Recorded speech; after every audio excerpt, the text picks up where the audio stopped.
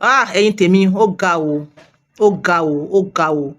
May the soul of Oyebamiji Tolani Quadri rest in perfect peace. Oyebamiji Tolani Quadri, òun ló ń jẹ́ Sisi Quadri. Sisi Quadri la mọ̀ sí. Ikú ó tún wá jẹ́ kó popular sí, òun lèmi fi wá mọ rí nìmọ̀ ẹ̀. May his soul rest in peace. Ikú ògbọ́n kó wá. Tó jẹ́ pé tíkú bá dé, jẹ́ n sáré wọlé kí n dágbére fún bàbá, kò sí yẹn. Jẹ́ n sáré wọlé kí n dágbére fún ìyàwó, kò sí yẹn. Jẹ́ n wọlé kí n dágbére fún àwọn olólùfẹ́, jẹ́ n dágbére fún àwọn ọmọ, kò sí yẹn. Tó bá jẹ́ pé ìyẹn bá àyè yẹn sílẹ̀ ni, ó ṣeé ṣe kó mọ̀mọ́ dùn wá báyìí. Ikú Sisi Quadri yìí tún dùn mí o, ó tún dùn àwọn èèyàn púpọ̀ bíi ti Murphy Afọlábí, bíi ti Mohbad, bíi ti ọ̀pọ̀lọpọ̀ tó ṣaláìsí. Ẹ̀yin tèmi, àní púpọ̀ wọ̀wọ́ o, àní fọjọ́ ọlọ́jọ́ lọ o. Gbogbo ẹni tó bá ní kẹ́yìn kún kékeré, ẹni rárá, ìwọ ni wàá mọ̀ lọ dèmí. Ẹni kò síkú lójú yín, ẹ mọ́ fi kú ṣeré. Mo ti gbẹ́ sàárè, bó bá gbẹ́ sàárè, shut up. Tó bá gbẹ́ sàárè kalẹ̀, kò séèyàn tó ní kú. Àmọ́ mọ̀ jẹ́ kí wọ́n bá ẹ fast forward ẹ̀. Mọ̀ jẹ́ kí wọ́n bá ẹ fast forward ẹ̀. Ká mọ̀ fi ẹnu ara wa, ká mọ̀ fi kó bára wa. Ẹ̀yin tèmi, last year péré, last year, nígbà tí mo search àti àwọn English Nollywood o àti Yorùbá Nollywood 21 ni mo ṣì rí calculate 21 ní last year 21 people. Inú wọn ò ní òṣèré kan tí mi ò mọ̀ pé ó tẹ̀ ti ṣaláìsí.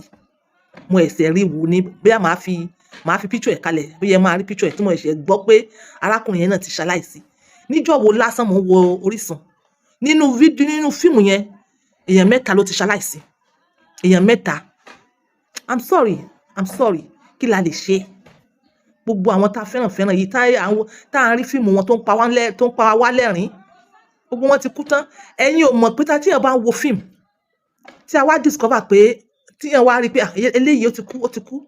Bí fíìmù yẹn, ó máa ń lùkù bí ẹni pé kí èèyàn má wo fíìmù yẹn. Tí èèyàn bá ń wo fíìmù sìn, tí èèyàn rí pé eléyìí ti kú, á wá jẹ́ kí fíìmù yẹn look outdated. Àìmọye fíìmù tí Murphy Afọlábí ṣe tí wọn ò tí release. Will you like to watch such movie? Kí la lè ṣe síkú tí ò fi ní mú àwọn tá a fẹ́ràn, àwọn tá à ń wo fíìmù wọn tínú wa fi ń dùn? Kí la lè ṣe sí? Kí la lè ṣe síkú? Ẹ̀yin tèmi, kò mọ̀ ṣé nǹkan tá lè ṣe síkú. Agbára òràn o. Bẹ́ẹ̀ kan náà, èyí tá a dẹ̀ fi ń ṣera wa ló pọ̀ jù. Àfọwọ́fà ó pọ̀ gan-an. Èyí táwa ara wa náà, human being tá a fi ń ṣera wa, òun ló pọ̀ jù. Ẹ lọ wọnú Bíbélì.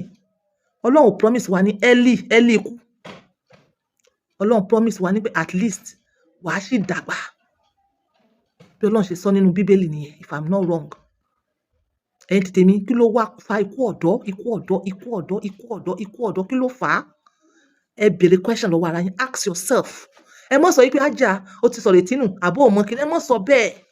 Maybe I'm overthinking. Maybe thinking mi bóyá kò wrong. I don't know. Bóyá ó wrong. I don't know. Ṣíṣe ló dàbí pé wọ́n kó àwọn èèyàn wọ̀nyí bí wọ́n ṣe ń pa wọ́n yìí, bí pé wọ́n lọ kó wọn ṣiṣẹ́ níbì kan. Kò yé mi. Èmi ò sì fẹ́ kó yé mi o. Àní fọjọ́ ọlọ́jọ́ lọ o. Gbogbo ẹ̀yin tẹ́ ń wò mí yìí, ẹ gùn lẹ́mi o, ẹ ní kún sìn. I'm overthinking.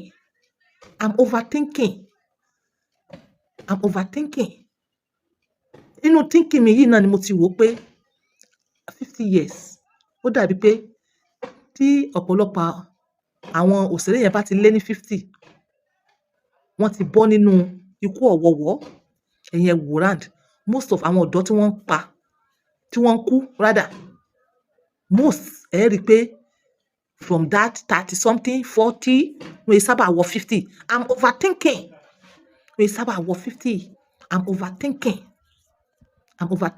Ìwọ tó bá wá skate through 50, alhamdulillah. Ikú ọ̀wọ̀wọ́ ti kú lórí ẹ. I'm overthinking. Ó ti kú lára àwọn category tí wọ́n lè lò. Ó ti kú lára àwọn age tí wọ́n ń lò. Tí wọ́n fi ń ṣètùtù. Tí wọ́n fi ń appease. Tí wọ́n fi ń rúbọ. I'm just overthinking. Kí ló dé náà? Yorùbá yìí náà ni àti àwọn English movie yìí náà ni.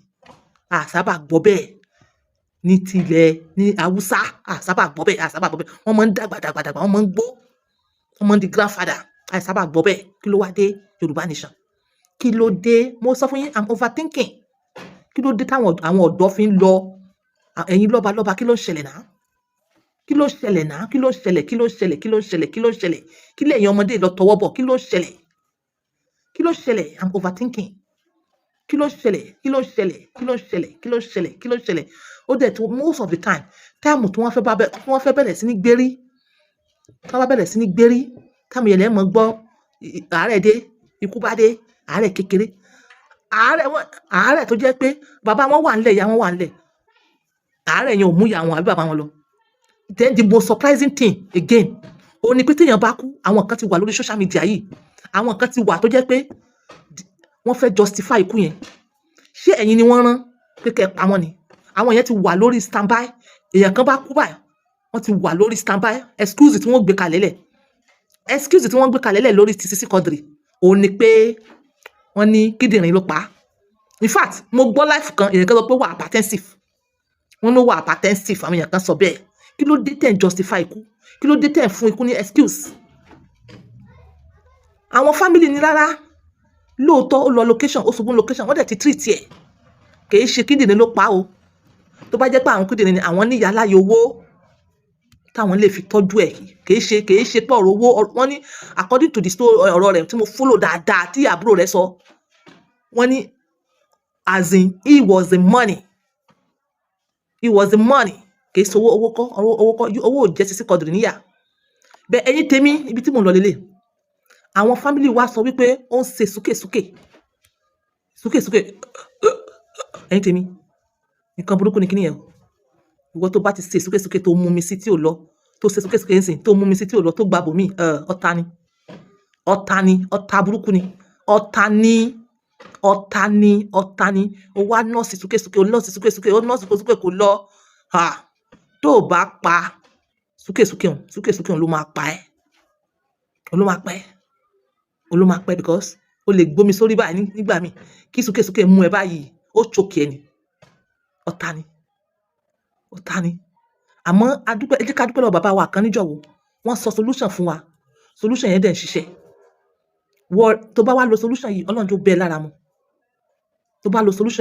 lára mu bàbá wa yẹn sọ wípé áyán tẹ bá wáyán tẹ sá kó gbẹ tó bá gbẹ kẹ wá gún kẹ wá fi yí epo kẹ mọ la pẹ̀lú ògo Ọlọ́run ẹ borí súkèsúkè wọn bàbá wa tó bá wa pàṣẹ thank you so much I appreciate àwọn èèyàn lò ó dẹ̀ ṣiṣẹ́ fún wọn ìwọ tí súkèsúkè ọ̀tá ni wọ́n rán séyàn ni wọ́n ló mú sisi quadri ṣáwa sọ wípé wọ́n pa ni ó yọ lọ́n ẹ̀yin Nollywood àṣàtì ò rán o ògùn ò rán o ìkà ò rán o àdúà ní kẹ́ ẹ mọ́ ṣe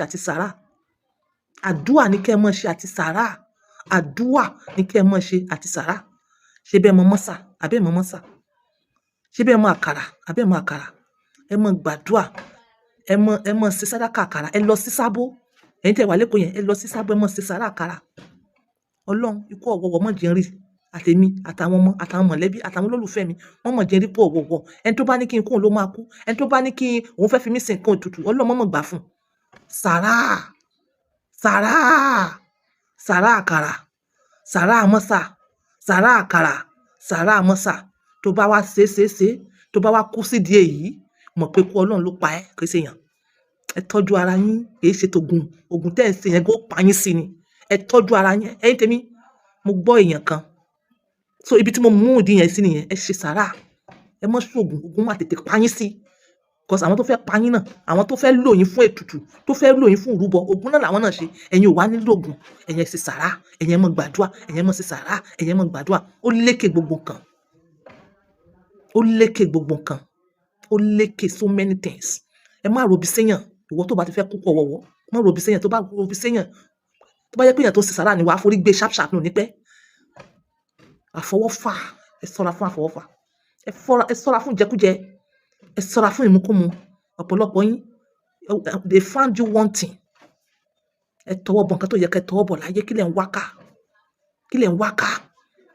ń wáká èèyàn ò lè gbìn àlùbọ́sà kó lọ wù ẹ̀fọ́. Ohun tó bá gbìn ló máa gbà. Ohun tó bá gbìn. I'm overthinking. I'm seriously overthinking. Like ikú actress yìí lénìí, ikú actor yìí lọ́la, ó mú ìrẹ̀wẹ̀sì ọkàn bá àwa tá à ń wo fíìmù. Ẹ jọ̀ọ́, ẹ gbàdúrà, ẹ ṣe sàárà. Ẹ̀mí gbogbo wa gùn. Sisi Quadri nínú one of his interview, ó lóun ti kọ́lé, òun kọ́ sàárè. Kò yẹ kó lè mọ̀ sọ yẹn jáde. Ó fi fast forward ikú rẹ̀ ni. Perhaps, God forgive me, bóyá àwọ̀ kọ́ ló yẹ kó kú. Bẹ̀gbà tí wọ́n rí pé ìwọ dàbí pé ikú, you understand? Ikú òjò ẹ lójú. Tó bá ti kọ́ sàárè ara rẹ̀, ìwọ ọmọ kékeré dákẹ́. Má jẹ́ kí journey ikú rẹ̀ tètè yá bíi ti Sisi Quadri báyìí. Èmi ò sọ pé òun ló pa o. Bẹ̀ à ń ronú ni. I'm overthinking. Mo sọ fún yín, orí mi ó ṣiṣẹ́ bí kọ̀ǹpútà. Ọlọ́run ò dákun ṣàánú fún wa o. Then mo gbọ́ téèyàn kan, wọ́n sọ pé àtìgbà tí Adekola ti wọ film industry, ó ti paná Yomi Fasilanso, ó ti paná Fúnṣọ́ Adéolú, ó ti paná fún Múyìwá something. Irọ́ ni gbogbo yẹn. Àsìkò oníkálukú ó yẹ ọ̀tọ̀ọ̀tọ̀. Àsìkò eléyìí bá dé tó láti ní kó lo àsìkò ẹ̀. You understand? A ò ní lo àsìkò B ò ní lo àsìkò A. Kò easy bẹ́ẹ̀ yẹn. Ọlọ́run dẹ̀ ló mọ nǹkan tó ní kálukú wá ṣe láyé. Ìwọ tó bá fi pé ṣíṣe ni wọ́n ti bench ẹ, sàárà náà ni wàá ṣe. Wọ́n ṣe sàárà, wọ́n ṣàṣìyàn, wọ́n ṣe sàárà. Èèyàn tẹ́ ẹ rò pé ńgbà tó dé ló bench yẹn, ó lè mọ ṣàṣàṣì, ó lè mọ ṣògùn, ó lè jẹ́ pé orí Ọlọ́run bóyá òun náà sì ṣe sàárà ni. Ìwọ náà mọ ṣe sàárà. Mo ti sọ fún yín, ẹ lọ sábó, ẹ wá másà, ẹ wá àkàrà, ẹ fi ṣe sàárà pẹ̀lú àdúrà. Mọ ṣe sàárà kankan mọ fún yàn lásán. Lánú ẹ ṣe sàárà. Ní fọjọ́ lọ́jọ́ lọ o. Ẹ̀mí tiwa ó gùn o. Òun ní fi wá rúbọ o. Òun ní fi wá ṣe nǹkan ètùtù o. Káwa náà dẹ̀ ní ká mọ́ kó bára wa, ká mọ́ ṣe àfọ́fà. Sisi Quadri, may your soul rest in peace. This is Upon by 2, using my words for this. Bye for now.